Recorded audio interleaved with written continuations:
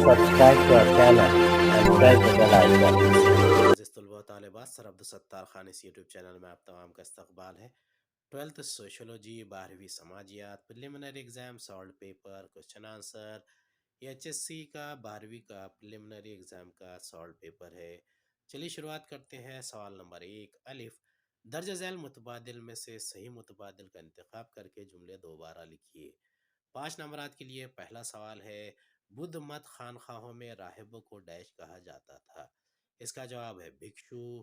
دوسرا ہے 55% سے زیادہ قبائلی آبادی ملک کے ڈیش حصے میں پائی گئی ہے؟ اس کا جواب ہے مرکزی۔ تیسرا ہے صنف ڈیش ہے؟ اس کا صحیح جواب ہے جینیاتی۔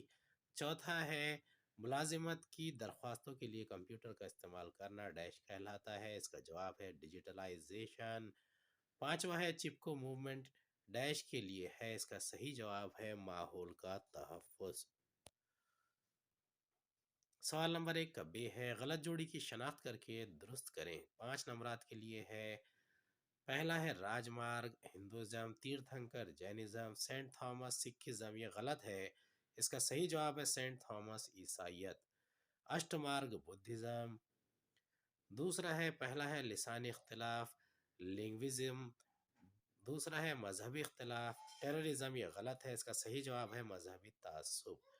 تیسرا ہے ذات کی بنیاد پر اختلاف کاسٹزم، چوتھا ہے علاقے کی بنیاد پر اختلاف ریجنلزم۔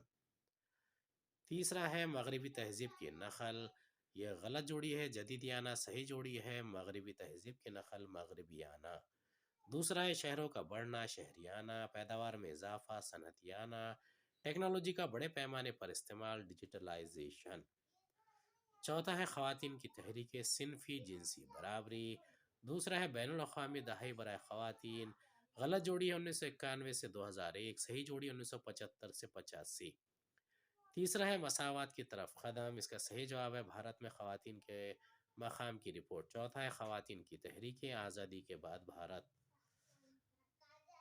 پانچویں کا پہلا ہے چرس منشیات کی لت، دوسرا ہے پرتشدد فلم انٹرنیٹ کی لت، تیسرا ہے سیلفی جنون، یہ غلط جوڑی ہے مادہ لت، سیلفی جنون صحیح جوڑی ہے موبائل کی لت۔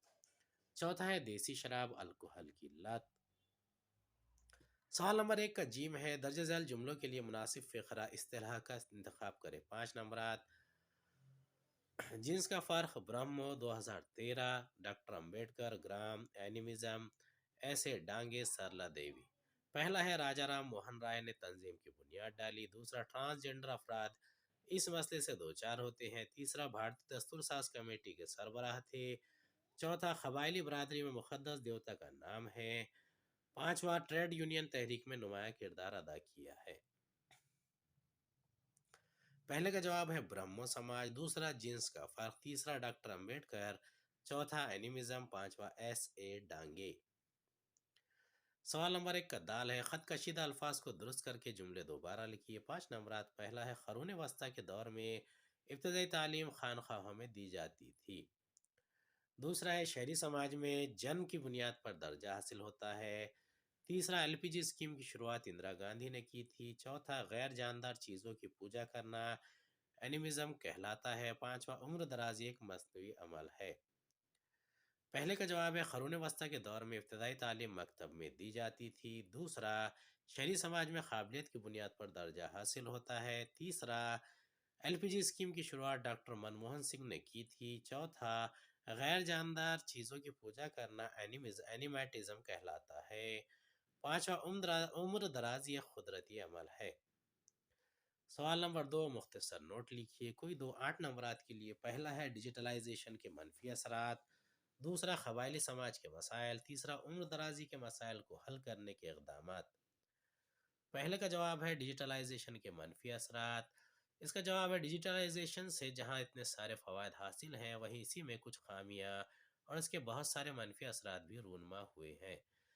ڈیجیٹلائزیشن کی وجہ سے بہت ساری چھوٹی چھوٹی صنعتیں بند ہونے کے دہانے پر پہنچ گئی ہیں، بڑی بڑی صنعتیں براہ راست صارفانہ خدمات فراہم کر رہی ہیں، ان چھوٹی صنعتوں پر اس کا گہرا اثر پڑ رہا ہے۔ اس کے علاوہ تعلیمی میدان اور ملازمت کے امکانات پر بھی اس کا منفی اثر پڑا ہے۔ انٹرنیٹ کی دنیا میں کسی شخص کی ذاتی رازداری محفوظ نہیں، اکثر بینکوں سے روپے پیسے چوری ہو جانا عام بات ہو گئی ہے۔ اس کے علاوہ بھی بہت سارے منفی اثرات ہیں جو درج ذیل ہے۔ پہلا ہے ڈیٹا سیکیورٹی۔ ڈیجیٹل ٹیکنالوجی نے لوگوں کو بڑی مقدار میں ڈیٹا محفوظ کرنے کے قابل بنا دیا ہے۔ یہ ڈیٹا کسی بھی نوعیت کا ہو سکتا ہے۔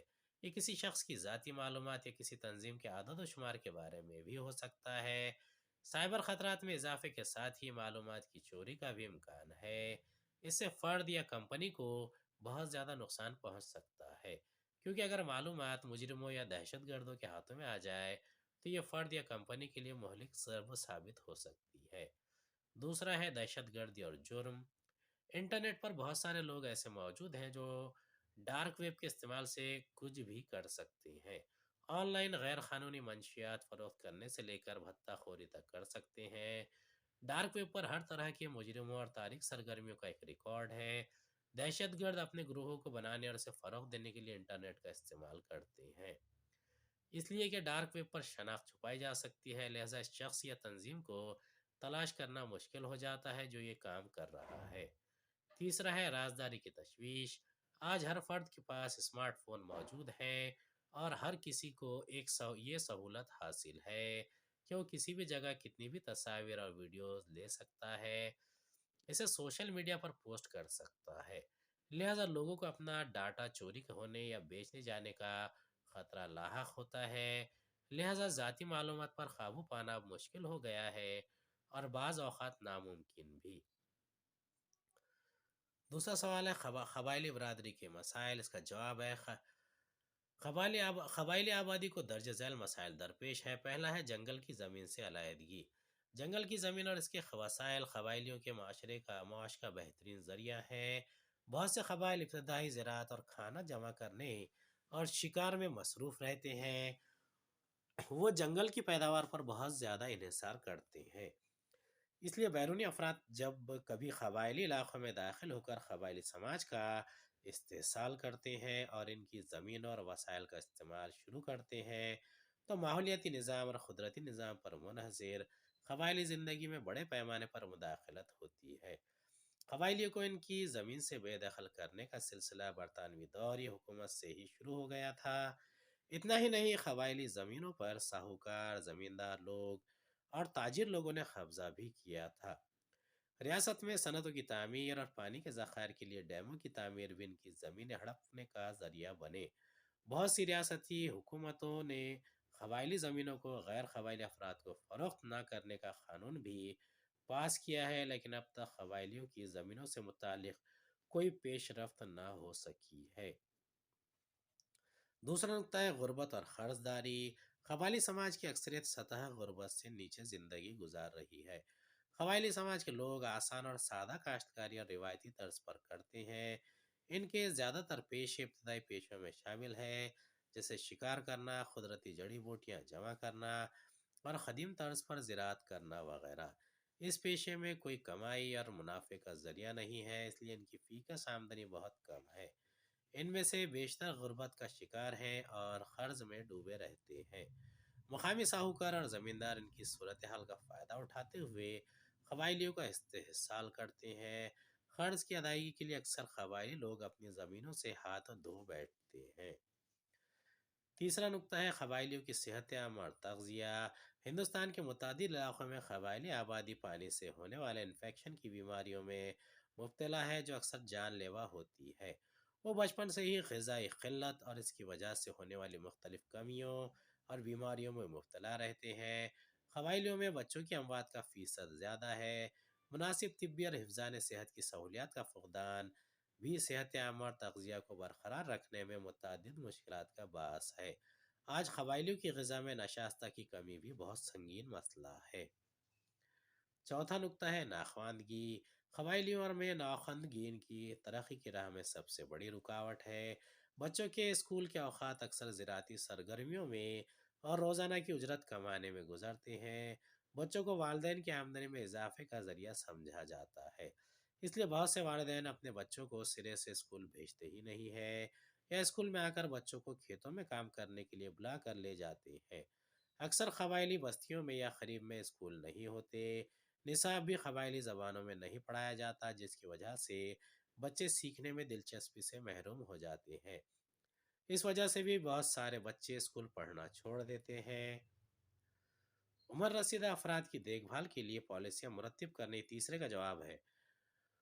عمر رسیدہ افراد کی دیکھ بھال کے لیے پالیسیاں مرتب کرنے اور پروگراموں کو نافذ کرنے کی ذمہ داری محکمہ سوشل جسٹس اینڈ ڈپارٹمنٹ پر عائد ہوتی ہے۔ وہ ریاستی حکومتوں، این جی اوز اور سول سوسائٹی کے ساتھ مل کر کوششیں کرتے ہیں۔ دوسرا ہے پالیسی۔ بوڑھے افراد کی فلاح و بہبود کے معاملات کو دیکھنے کے لیے جنوری 1999 میں حکومت نے N P O P national policy on old person کا اعلان کیا تھا۔ اس پالیسی میں پناہ گاہوں، معاونت، صحت کی دیکھ بھال کی سہولیات، کمزور طبقات کو تحفظ فراہم کرنا وغیرہ جیسے امور کو سنبھالنے کی ذمہ داری ریاستی حکومت کو دی گئی ہے۔ تیسرا ہے عملی منصوبہ ایکشن پلان۔ مرکزی حکومت کے تحت کام کرنے والی وزارتوں اور محکموں کے توسط سے عمر رسیدہ افراد سے متعلق کمیٹی این پی او پی کے مؤثر انداز میں عمل درآمد کو یقینی بنایا گیا۔ چوتھا نقطہ ہے تنظیموں یعنی این جی اوز کا کردار، رول آف آرگنائزیشنز اور این جی اوز۔ غیر سرکاری تنظیموں نے بوڑھے افراد کے مسائل کو حل کرنے اور ان کی مدد کرنے میں اہم کردار ادا کیا ہے۔ مثال کے طور پر Help Age India, Harmony India, Dada Dadi Dignity Foundation, Nightingale Medical Trust, سینیجرز وغیرہ آج بہت ساری تنظیمیں آن لائن مدد کر رہی ہیں۔ پانچواں نقطہ ہے تعلیم کا کردار، رول آف ایجوکیشن۔ اسکول مختلف پروگرام کے ذریعے عمر رسیدہ افراد کے تعلق سے طلباء میں بیداری پیدا کر سکتے ہیں، جیسے community service project, out reach home, S U P W, سماجی طور پر مفید پیداواری کام اور این ایس ایس وغیرہ۔ اس طرح کے پروگراموں سے طلباء میں جسمانی، جذباتی، معاشی اور نفسیاتی تبدیلیوں سے ان کی دیکھ بھال اور ان کی بدلتی ہوئی ضروریات کی حساس ہونے کی قدر پیدا کی جا سکتی ہے۔ چھٹا ہے خاندان کا کردار، رول آف فیملی۔ والدین اور رشتہ داروں کا گھر میں مناسب ماحول پیدا کرنے میں اہم کردار ہوتا ہے۔ یہ والدین ہی ہوتے ہیں جو اپنے بچوں میں بوڑھوں سے متعلق ہمدردی پیدا کر سکتے ہیں۔ ایک والدین وہ ہوتے ہیں جو بوڑھوں کی قدر اور عزت کرنا سکھاتے ہیں۔ کچھ والدین بوڑھوں کی دانش مندی کا احترام کرنے کی تعلیم دیتے ہیں۔ کچھ والدین ایسے بھی ہوتے ہیں جو اپنے بزرگوں کو گھر میں ہونے والے پروگراموں میں شامل کرتے ہیں، محلوں میں اور بڑے پیمانے پر ہونے والی سرگرمیوں میں بھی شامل کرتے ہیں۔ سوال نمبر 3 ہے فرق واضح کیجیے۔ کوئی 3 12 نمبرات کے لیے۔ پہلا ہے ابتدائی ویدک دور اور بعد کے ویدک دور میں عورتوں کا مقام۔ دوسرا دیہی معیشت اور شہری معیشت۔ تیسرا علاقہ پرستی اور لسانی تعصب۔ چوتھا جدیدیانہ اور عالمیانہ۔ پانچواں موبائل کی لت اور ڈرگ کی لت۔ اس میں سے کوئی 3 ہی کرنا ہے۔ پہلے کا جواب ہے ابتدائی ویدک دور۔ ابتدائی ویدک دور میں عورتوں کو تعلیم حاصل کرنے کا حق حاصل تھا۔ بعد کے ویدک دور میں عورتوں کو تعلیم حاصل کرنے کا حق چھین لیا گیا۔ دوسرا، ابتدائی ویدک دور میں عورتوں کو گروکل میں داخل ہونے سے پہلے اپنینا کی رسم ادا کی جاتی تھی۔ بعد کے ویدک دور میں اپنینا کی رسم بند کر دی گئی، جس کی جگہ شادی اور بچپن کی شادی نے لے لی تھی۔ تیسرا ہے ابتدائی ویدک دور میں عورتوں کو سماجی تقریبات میں شرکت کی اجازت تھی۔ بعد کے ویدک دور میں عورتوں کو سماجی تقریبات میں شرکت سے روک دیا گیا اور گھریلو ذمہ داریوں تک محدود کر دیا گیا۔ چوتھا ہے ابتدائی ویدک دور میں عورتوں کو جائیداد کا حق حاصل تھا۔ بعد کے ویدک دور میں عورتوں کو جائیداد کا حق حاصل نہیں تھا۔ علاقہ واریت اور لسانی تعصب۔ پہلا نقطہ ہے اپنے علاقے کے تئیں زیادہ وفاداری کا اظہار کرنا علاقہ پرستی کہلاتا ہے۔ اپنی زبان کے تئیں زیادہ شدید وفاداری کرنا اور دوسری زبانوں میں نقص نکالنا، مذاق بنانا اپنے علاقے میں رہنے والوں کی بھلائی مقصد ہوتی ہے۔ دوسرا، اپنی زبان کو دوسری زبانوں والوں سے بلوانا مقصد ہوتا ہے۔ تیسرا، اس کی بنیاد عام طور پر جغرافیائی علاقے پر ہوتی ہے۔ لسانی تعصب کی بنیاد مختلف ریاستیں اور علاقے ہوتے ہیں۔ چوتھا ہے علاقہ واریت سے 2 فرقوں میں تنازع پیدا ہوتا ہے۔ لسانی تعصب سے 2 فرقوں میں دیگر مذاہب کی زبان کے تعلق سے نفرت پیدا ہو جاتی ہے۔ تیسرا سوال ہے جدیدیت اور عالمگیریت۔ پہلا نقطہ ہے جدید ٹیکنالوجی کا استعمال کرنا جدیدیت کہلاتا ہے۔ معاشی سرگرمیوں کو کسی ملک کی جغرافیائی اور سیاسی سرحد سے باہر پھیلا دینا عالمگیریت کہلاتا ہے۔ दूसरा नुक्ता है जदीदियत अक़लियत पसंदी और साइंसी इस्तदलाल जैसे अवामिल पर मुनहसर है। आलमगीरियत आज़ादाना उसूल पर कायम है। तीसरा नुक्ता है जदीदियत में खुसूसी महारत या दुरुस्तगी और तकनीक की काफ़ी अहमियत होती है। आलमगीरियत में आज़ादाना मईशत से मुकाबला करना और निजी सरमाकारों के लिए मईशत को खोलना अहम होता है। जदीदियत में नए ख्यालात के लिए कशादगी, मुतबादलात की जांच और नई राहें तलाश करना मकसद होता है। आलमगीरियत का बुनियादी मकसद मुनाफा कमाना होता है। सवाल नंबर 4 है दर्ज झैल नज़रियात और तस्वुरात को मुनासिब मिसालों के ज़रिए बयान कीजिए। कोई दो 8 नंबरात के लिए पहला है वरन, दूसरा समाजी तहरीकें, तीसरा घरेलू तशद्दुद। पहले का जवाब है वर्ण निज़ाम। वैदिक दौर में वर्ण का निज़ाम राइज था। समाज में इंसान का रुतबा और समाजी दर्जाबंदी वर्ण निज़ाम पर कायम थी। पेशे के एतबार से इस निज़ाम में लचक पाई जाती थी। ये सिर्फ वैदिक दौर के अख्तिताम की तरफ ही था कि वर्ण निज़ाम सख्त जाति के निज़ाम में तब्दील हो गया। यह दर्जाबंदी तहारत और आलूदगी की बुनियाद पर की गई। तहारत और आलूदगी के तस्वुरात का इस्तेमाल रोज़मर्रा के तरीक़ों, पानी की मकदार, कपड़े पहनने का तरीक़ा, पेशा, इबादत, समाजी राब्ते और सफ़र वगैरह में किया जाता था। इस चार जमाती दर्जाबंदी में ब्राह्मण पहले दर्जे पर था, दूसरे दर्जे पर क्षत्रिय, तीसरे पर वैश्य और आखिरी दर्जे पर शूद्र लोग थे। पहले 3 दर्जे वालों ने खुद को ऊपरी या आला वर्ण कहना शुरू किया। वो दोबारा पैदा होने वाले द्विजा बन गए थे क्योंकि वो इब्तदाई तकरीब उपनयना के हकदार थे। वर्ण निज़ाम में ब्राह्मण का काम तालीम हासिल करना, पढ़ाना, पुजारी बनना था। इन्हें सब से ज़्यादा ज़हीन समझा जाता था। दूसरे दर्जे में क्षत्रिय लोग शामिल थे। ये हुक्मरां और जंगजू लोग थे। इनका काम रियासत की हिफाजत करना होता था। तीसरे दर्जे में वैश्य लोग शामिल थे। ये दुकानदार, ताजिर और किसान लोगों का ग्रोह था। जबकि आखिरी दर्जे में शूद्र लोगों को रखा गया था। इन्हें तालीम हासिल करने का कोई हक हासिल नहीं था। इनका काम सिर्फ साफ सफाई करना था। इनकी समाज में कोई इज्जत नहीं थी। ऊपरी 3 दर्जे वाले शूद्रों को हिकारत की नज़र से देखा करते थे। दूसरा सवाल है समाजी इस्लाही तहरीकें। इसका जवाब है भारतीय समाज में बहुत सारी गलत रस्में उरूज पर थी, जैसे रस्म सती, बेवा की दोबारा शादी का ना होना, बचपन की शादी, जहेज और घरेलू तशद्दुद वगैरह। इन समाजी बुराइयों को रोकने के लिए पढ़े लिखे हिंदुस्तानी जो आला हैसियत रखते थे, इन्होंने समाज में निचली सतह से लेकर ऊपरी सतह तक फैली हुई बुराइयों के खिलाफ एजेंडा शुरू किया। 19वीं सदी में बहुत सारी समाजी इस्लाही तहरीकें शुरू की गई। हर समाजी मुसल्लाह ने अपने इलाकों में होने वाली समाजी बुराई के खिलाफ सोसाइटियाँ कायम की। इन्होंने मज़हब में राइज गलत रस्मों के खिलाफ आवाज़ उठाई। खुद बेवाओं से शादी करके समाज में मिसाल कायम की। बहुत सारे ग्रोहों ने समाज के निचले तबकात को तालीम से रोशनास कराने की कोशिश की, ख़ास तौर पर औरतों की तालीम की हिमायत की। इस ज़मान में महात्मा ज्योतिराव फुले सर फहरिस्त हैं। आर्य समाज जिसे दयानंद सरस्वती ने कायम किया था, इसका ख़ास मकसद वैदिक तहजीब और वैदिक इल्म को जदीद निसाब से जोड़ना था। अब इसमें कुछ समाजी इस्लाह की तहरीकें हैं, उनके बानी के नाम हैं ब्रह्मो समाज राजा राम मोहन राय, आर्य समाज स्वामी दयानंद सरस्वती, प्रार्थना समाज आत्मारंग Pandurang तारखाड़कर, Satyashodhak Samaj Mahatma Jyotirao Phule, Harijan Sevak Sangh Mahatma Gandhi, theosophical society and Besant, सेवा सदन बहराम जी मलबारी, धर्म सभा राधाकांत देव, वहाबी तहरीक सैयद वलीउल्लाह, इज़्ज़त नफ्स तहरीक जनूबी एशिया एरोडी रामनासामी। अगला है घरेलू तशद्दुद। घरेलू तशद्दुद से मुराद ख़ानदान में बदसलूकी और बदनज़मी का होना होता है। तशद्दुद के ज़रिए जिस्मानी, ज़बानी, नफ्सियाती और जज्बाती अजियतें दी जाती है। घरेलू तशद्दुद के मामलात में 2 अक़साम के अफराद शामिल होते हैं।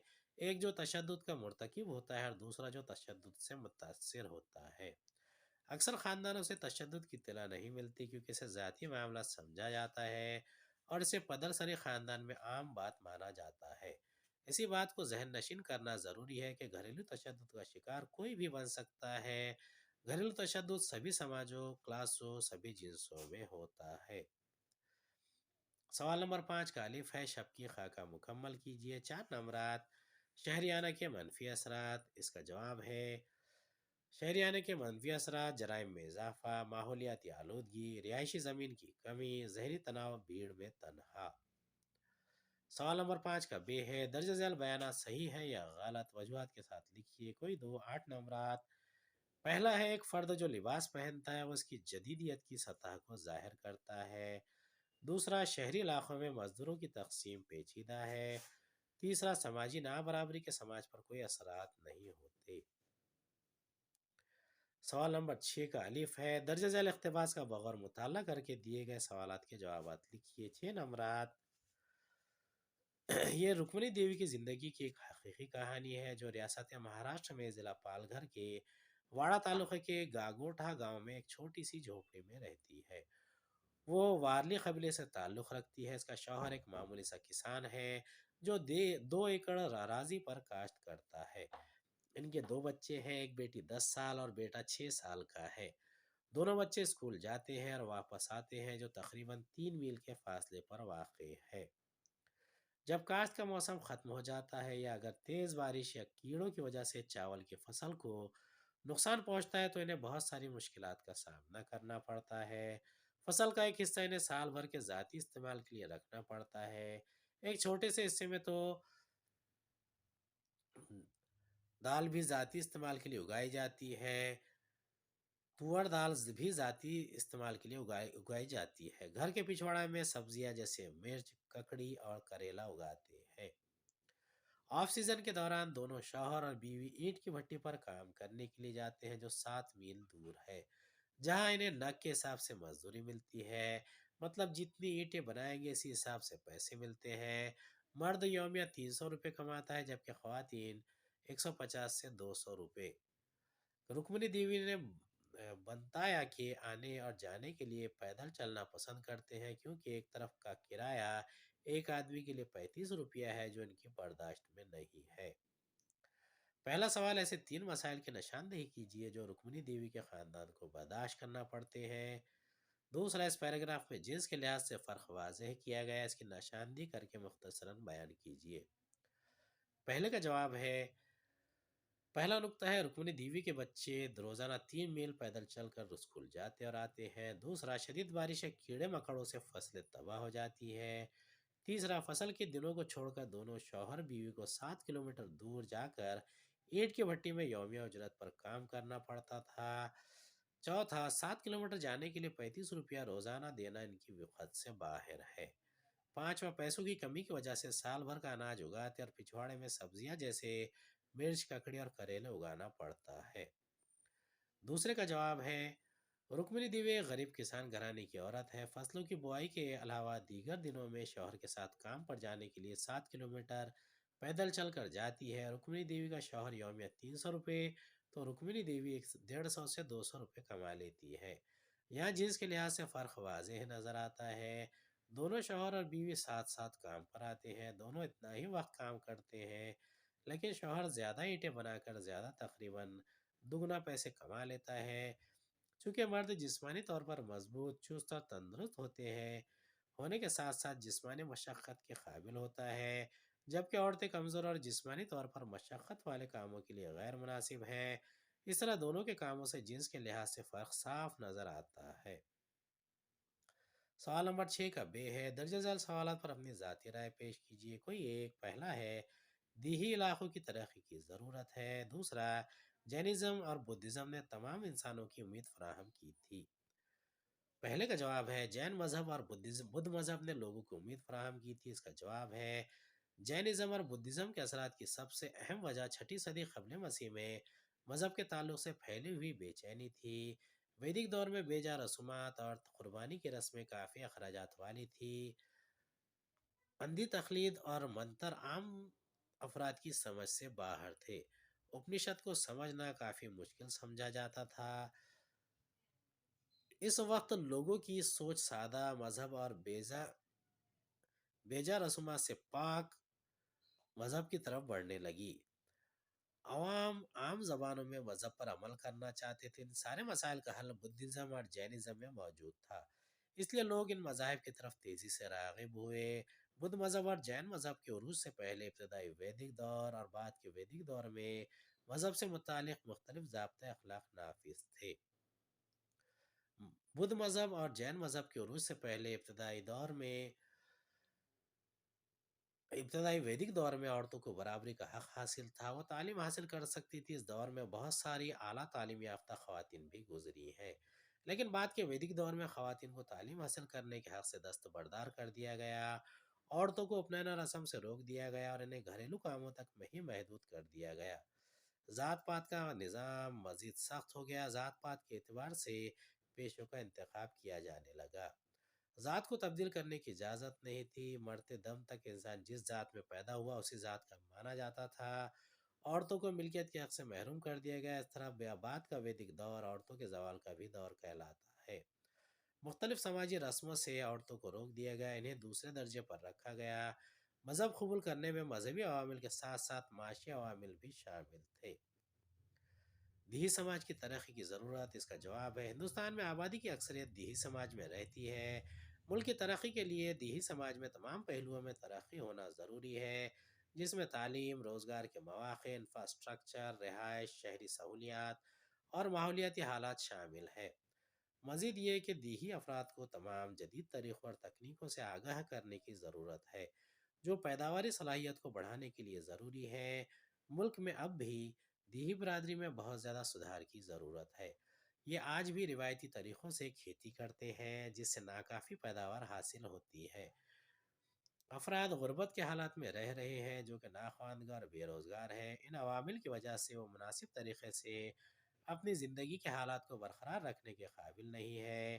دیہی علاقوں کے لیے مختلف حکومتی اسکیموں اور پروگراموں پر عمل کرنا ضروری ہے۔ ان اسکیموں کا بنیادی مقصد یہی دیہی برادری میں ترقی لانا شامل ہے۔ 1974 میں ملک کے 5ویں 5 سالہ منصوبے میں MNP کم سے کم ضرورت پروگرام شروع کیا گیا، جس کا مقصد بنیادی ضرورت کو پورا کرنا ہے اور سطح غربت سے بھی نیچے جو افراد زندگی گزار رہے ہیں ان کی نشاندہی کرنا اور مختلف اسکیموں سے فائدہ دلانا ہے۔ دیہی علاقوں میں بے روزگاری کا تناسب زیادہ پایا جاتا ہے، جس کے لیے IRDP integrated rural development programme شروع کیا گیا اور انتیودے یوجنا شروع کی گئی۔ اس کے علاوہ بنیادی ڈھانچہ بھی کمزور ہوتا ہے، اسے بھی مضبوط کرنے کی ضرورت ہے۔ آج بھی دیہاتوں میں آگ اور مختلف سیگڑیوں پر کھانا پکایا جاتا ہے۔ پردھان منتری کی اجولا اسکیم کو مؤثر طریقے سے لاگو کرنے کی ضرورت ہے۔ مناسب صحت عامہ کی سہولیات بھی دیہاتوں میں حاصل نہیں ہوتی۔ اکثر بچے اور خواتین مختلف قسم کی بیماریوں میں مبتلا ہوتے ہیں۔ اکثر بچے مناسب توجہ نہ ملنے کی وجہ سے مر جاتے ہیں۔ حکومتی اسکیمات سے ناواقف ہونے کی وجہ سے بھی انہیں مناسب طبی سہولیات نہیں مل پاتی۔ دیہی برادری میں ناخواندگی کا تناسب سب سے زیادہ ہوتا ہے۔ اکثر والدین بچوں کو فصل کی کٹائی کے دوران اسکولوں سے نکال لیتے ہیں، جس سے پڑھائی کا نقصان ہوتا ہے اور ناخواندگی کا تناسب بڑھتا ہے۔ گھروں سے اسکولیں کافی دور پر ہوتی ہیں۔ مناسب نقل و حمل کے ذرائع بھی دستیاب نہیں ہوتے۔ معاشی حالات بھی بہتر نہیں ہوتے۔ تکنیکی معلومات میں بھی دیہی برادری کے افراد پیچھے ہیں، جس سے وہ شہری علاقوں میں مناسب روزگار حاصل کرنے میں ناکام ثابت ہو رہے ہیں۔ تکنیکی تعلیم میں دیہی افراد کی شمولیت بھی ان کی ترقی کی راہ میں مفید ثابت ہو سکتی ہے۔ روزگار کے مواقع پیدا کر کے MGNREGS یعنی منریگا، مہاتما گاندھی دیہی ترقیاتی اسکیم پر سختی سے عمل درآمد کر کے دیہی ترقی کو ممکن کیا جا سکتا ہے۔ سوال نمبر 7 ہے، درج ذیل سوالات کے جوابات مفصل لکھیے۔ کوئی ایک پہلا ہے، مختلف مثالوں کے ذریعے بیان کریں کہ کس طرح درج ذیل عوامل نے بھارتی سماج کو تبدیل کر دیا۔ الف، انگریزی ذریعہ تعلیم۔ ب، رائے دہندگی کے لیے عمر کو کم کرنا۔ جیم، سماجی قانون سازی۔ دال، نقل و حمل اور مواصلات۔ دوسرا ہے، ورلڈ وائڈ ویب کے صحیح اور غلط معلومات کا ایک بہت بڑا ذریعہ ہے۔ اس بیان کی مدد سے درج ذیل 3 نکات پر انٹرنیٹ کے اثرات واضح کیجیے۔ الف، والدین، ب، بچے، جیم، اسکول۔ پہلے کا جواب ہے، پہلا نکتہ ہے انگریزی ذریعہ تعلیم۔ عیسائی مشنریوں نے مدراس میں اسکول اور کالج کھولا، اسی میں انگریزی تعلیم دی جاتی تھی۔ ہندوستانیوں کو جب اس بات سے آگاہی ہوئی کہ انگریزی زبان سیکھنا کارآمد ہے اور مفید بھی، تو ہندوستانیوں میں انگریزی کا شوق پیدا ہوا۔ آج انگریزی ذریعے تعلیم کو بڑے فخر کی بات سمجھا جانے لگا ہے۔ کل کے والدین جو کبھی مادری زبان میں تعلیم حاصل کیے تھے، آج اپنے بچوں اور پوتے پوتیوں کو انگریزی زبان میں تعلیم دلوا رہے ہیں۔ ذریعہ تعلیم انگریزی ہونے کی وجہ سے آج کا طالب علم اپنی مادری زبان سے دور ہو رہا ہے۔ اسکول کے نصاب انگریزی میں، دوستوں سے گفتگو انگریزی میں، یہاں تک کہ گھر میں والدین سے بھی باتیں انگریزی زبان میں کرنے کو ترجیح دی جا رہی ہے۔ مغربی تعلیم حاصل کرتے ہوئے اخلاقی گراوٹ عام ہو گئی ہے۔ انگریزی ذریعے تعلیم کی وجہ سے ہندوستانیوں کے طرز معاشرت میں تبدیلی پیدا ہو گئی ہے اور مغربیانہ کا عمل واقع ہوا ہے۔ آج تعلیم یافتہ لوگوں کی زبان انگریزی ہو گئی ہے۔ بے ہے رائے دہندگی، الیکشن کے لیے عمر کو کم کرنا۔ دفعہ 336 میں ترمیم کر کے ووٹنگ کے لیے طے شدہ عمر جو 21 سال تھی، اس میں کمی کر کے 18 سال کر دی گئی۔ دنیا کے بہت سارے ممالک میں بھی ووٹنگ کے لیے کم سے کم 18 سال ہی ہے۔ آج نوجوان جو 18 سال کی عمر کو پہنچ جا رہے ہیں، انہیں بھی ووٹ دینے کا حق حاصل ہو جا رہا ہے۔ بھارت کا بہتر مستقبل چونکہ نوجوانوں کے ہی ہاتھوں میں ہے، نوجوانوں میں بہتر سوجھ بوجھ کے ساتھ حکمت عملی بھی ہوتی ہے۔ آج نوجوان بھی سیاسی طور پر کافی بیدار نظر آتے ہیں۔ ملک کی ترقی کون کر سکتا ہے، اس بات پر بحث کرتے ہوئے نظر آتے ہیں۔ بیشتر ٹی وی کے پروگراموں میں الیکشن کے مدعوں پر بحث کرنے اور اپنی رائے کا اظہار کرنے کے لیے نوجوانوں کو دعوت دی جا رہی ہے۔ جیم سماجی قانون سازی، قانون سماج میں انصاف کی خاطر عمل میں لائے جاتے ہیں۔ سماج کے کمزور طبقات کو بھی برابری کا حق حاصل ہو، اس لیے مختلف سماجی قوانین بنائے جاتے ہیں۔ آزادی سے پہلے بہت ساری غیر سماجی رسمیں سماج میں رائج تھی۔ مختلف سماجی مصلحین اور خود انگریزی حکومت نے ان غیر انسانی رسموں کی مخالفت کی اور مختلف قوانین بنائے گئے۔ اس کے علاوہ غلامی کے خلاف قانون، ذات پات کے خلاف قانون، بیواؤں کی دوبارہ شادی کا قانون، شادی سے متعلق قوانین، بچپن کی شادی سے متعلق قانون بنائے گئے ہیں۔ چوتھا نقطہ ہے نقل و حمل اور مواصلات۔ آج نقل و حمل کے تینوں ذرائع موجود ہیں جو کافی ترقی پر ہیں۔ بھارت دنیا کے بہت سارے ملکوں سے درآمدات اور برآمدات انہی تینوں ذرائع سے کر رہا ہے۔ درون ملک تجارت اور برآمدات کے لیے برآمد و رفت کے لیے اچھی کشادہ سڑکوں کی تعمیر کی گئی ہے۔ دور دراز کے علاقوں کو ریلوے سے جوڑ دیا گیا ہے۔ مختلف ممالک سے براہ راست ہوائی راستوں سے بھی درآمدات جاری ہے۔ آبی راستوں سے تیل اور بڑے بڑے کنٹینر جہازوں کے ذریعے لائے جا رہے ہیں۔ ہندوستان میں زیادہ پیمانے پر پیدا ہونے والی اشیاء کو برآمد کیا جا رہا ہے۔ پورے ہندوستان کو انٹرنیٹ کے جال سے لیس کر دیا گیا ہے۔ تجارت میں بڑے پیمانے پر پیسوں کے لین دین بھی آن لائن ہو رہے ہیں۔ دوسرے کا جواب ہے انٹرنیٹ معلومات اور غلط معلومات کا ذریعہ ہے۔ اس کے استعمال پر یہ بات قائم ہے کہ اسے استعمال کرنے والا کس مقصد کے لیے استعمال ہو رہا ہے، چاہے والدین ہو یا بچے ہو یا پھر اسکول ہی کیوں نہ ہو۔ درج ذیل نکات کی مدد سے انٹرنیٹ یعنی WWW ورلڈ وائڈ ویب کے اثرات کے بارے میں معلومات حاصل کریں گے۔ پہلا نقطہ ہے والدین سے متعلق انٹرنیٹ کے مثبت اور منفی استعمال کے اثرات۔ والدین انٹرنیٹ کا استعمال بہت سارے کاموں میں کرتے ہوئے نظر آ رہے ہیں، جیسے بینکنگ، ٹکٹ بکنگ، تفریح وغیرہ میں کثرت سے انٹرنیٹ کا استعمال ہو رہا ہے۔ مختلف پیشوں سے تعلق رکھنے والے والدین اپنی مصروفیات اور دلچسپی سے متعلق ویب سائٹس پر تلاش جاری رکھے ہوتے ہیں۔ والدین انٹرنیٹ کا مثبت اور منفی دونوں طرح کے استعمال کرتے ہیں، جس کا براہ راست اثر بچوں پر پڑتا ہے۔ آج بچے انٹرنیٹ کے عادی ہو چکے ہیں۔ ایک سروے کے مطابق 70.3% خواتین جو بچپن میں خود انٹرنیٹ کی عادی تھی، ان کا کہنا ہے کہ انٹرنیٹ سے تعلیم حاصل کرنے میں بہت مدد حاصل ہوتی ہے، جبکہ 78.7% خواتین کا ماننا ہے کہ انٹرنیٹ معلومات حاصل کرنے کا ذریعہ ہے۔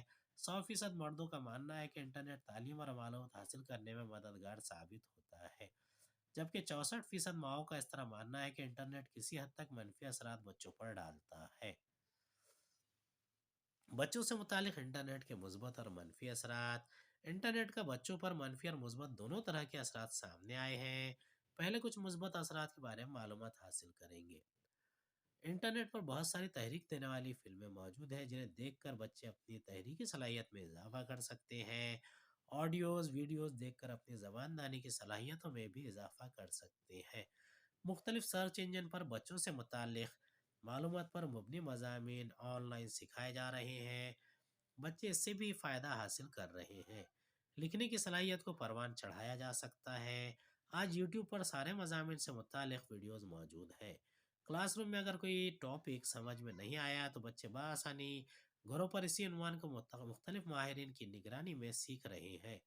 اس کے علاوہ on line dance class, on line coaching class, on line tuition class, on line survey وغیرہ کی کلاسز چلتی ہیں۔ دلچسپی رکھنے والے طلباء اپنی پسند کے مضامین کو آن لائن سیکھ رہے ہیں۔ اس کے علاوہ فرصت کے اوقات میں مذہبی تعلیم اور معلومات پر مبنی مختصر فلمیں بھی دیکھ کر بچے اچھے اقدار سے مالا مال ہو رہے ہیں۔ انٹرنیٹ کے استعمال پر یہ بات مبنی ہے کہ اس کا استعمال بچے مثبت انداز میں کرتے ہیں یا منفی، جیسا استعمال ہوگا ویسے اثرات رونما ہوں گے۔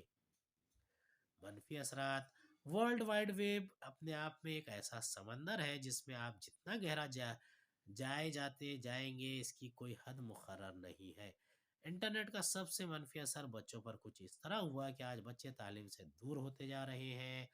زیادہ تر وقت کمپیوٹر یا پھر موبائل فون پر گیمز کھیلتے ہوئے برباد کرتے ہیں۔ بچوں میں بھی پڑھائی کا رجحان کم ہوتا ہوا دکھائی دے رہا ہے۔ اس سے بچے پڑھائی میں کمزور اور دیگر کاموں میں سست روی کا مظاہرہ کر رہے ہیں۔ اکثر والدین بچوں کو mobile phone, tablet, T V اور کمپیوٹر جیسے آلات میں مصروف دیکھ کر خوشی ظاہر کرتے ہیں کہ ان کا بچہ کچھ سیکھ رہا ہے، لیکن بہت سارے مطالعات سے معلوم ہوا ہے کہ آن لائن کا ذریعہ زیادہ استعمال بچوں کی ذہانت پر گہرا اثر ڈال رہا ہے۔ اگلا ہے اسکول سے متعلق انٹرنیٹ کے مثبت اور منفی اثرات۔ اس کا جواب ہے اسکول سے متعلق بھی انٹرنیٹ مثبت اور منفی دونوں اثرات سامنے آتے ہیں۔